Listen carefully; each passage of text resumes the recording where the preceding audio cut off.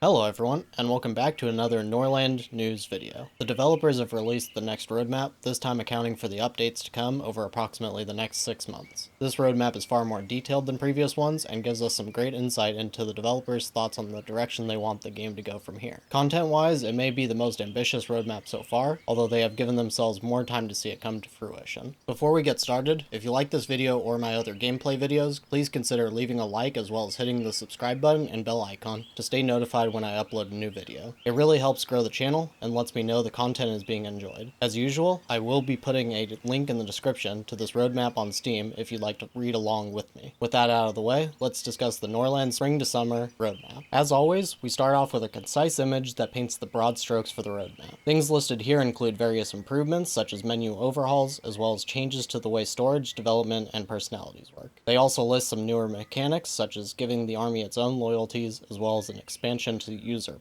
The biggest change to this way of displaying future plans is that they have placed each idea into a specific track. There are three main ones: player experience, conservation, and experimental. The player experience track appears targeted to redesigning long existing mechanics that have received a lot of feedback for them to improve on. The conservation track is for foundational mechanics that serve as the core of the gameplay, such as guests, lore, maps, and so on. The experimental track is for testing ambitious new ideas, which would have been where puppets and 3D terrain would be placed. Now we can get into the details, and the first thing the developers show us is a massive reimagining of most of the game art assets. Apparently, 2 new artists have been added to the team and are reworking the entire game art. A few concepts have been shown and they look fantastic in my opinion. This may partially be a concept for future tiered residential buildings as well, which would make city building feel a lot more personal. The developers then drop one of the biggest work in progress changes on us since the game released. We can see different biomes that each feel truly different and unique. These include Northern, Midland, and Subtropics. The different biomes even seem to affect how each peasant house appears, with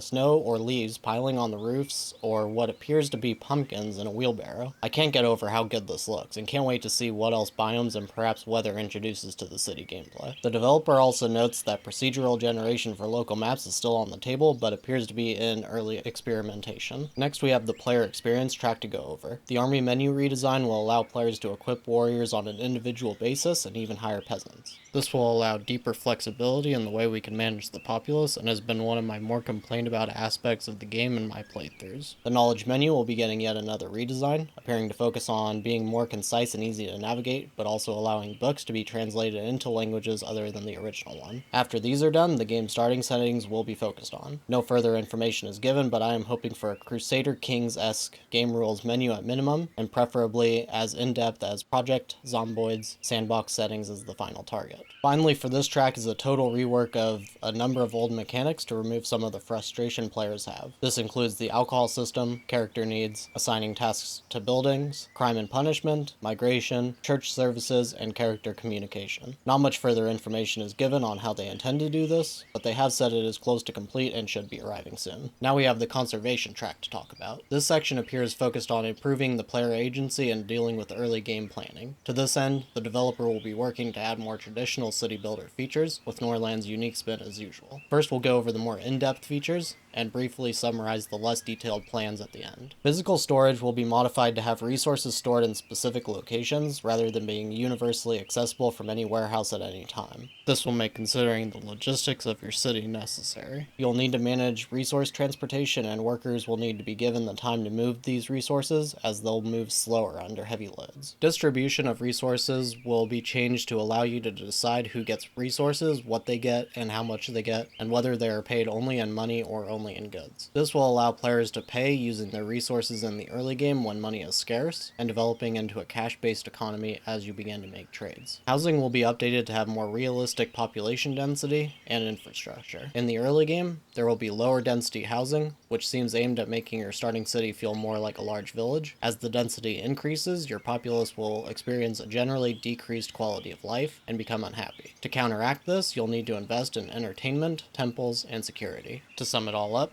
they want to make medieval cities feel worse to live in than a village, but offset this with more economic opportunity, better protection from the harsh world, and increased access to services. Local trade will follow the distribution changes. It will introduce local traders who bring goods daily into the city. The goal will be encouraging the player to have a cash-based economy instead of a barter-based one as soon as possible, and reduce storage by allowing the workforce to buy its own goods. Managing this network of complex trade networks will be a consideration. Character archetypes will be added to give important characters distinct personalities that influence how they react to diplomatic actions. There will be strong-minded characters who have very distinct personalities and traits, as well as everyday ones who are generally loyal and drama-free with fewer talents but are more stable. You'll also be given the choice of a more stable, less talented, or more volatile but more talented lords when adding them to your family. There will be many archetypes, including altruist, Scrooge, puppeteer, hero, sadist, and more later. We can speculate that Scrooges will be greedy, and sadists will enjoy causing problems. After all of this is done, either in the current roadmap period or perhaps in a later one, they have a few additional features they plan to add. Garrisons on the global map is one of my most requested features, and is so essential that I'm hopeful they'll begin to move this up further in the development queue. It is deeply annoying that you cannot garrison your troops when in the mid to late game, since attacks can often already be at your doorsteps before your troops have left the city to intercept it. Battle formations are also planned and could refer to formations in battle, such as making shield walls, another game changer for those wanting more control militarily. Seasons are another change which now appears to have been pushed back to a later date, unfortunately.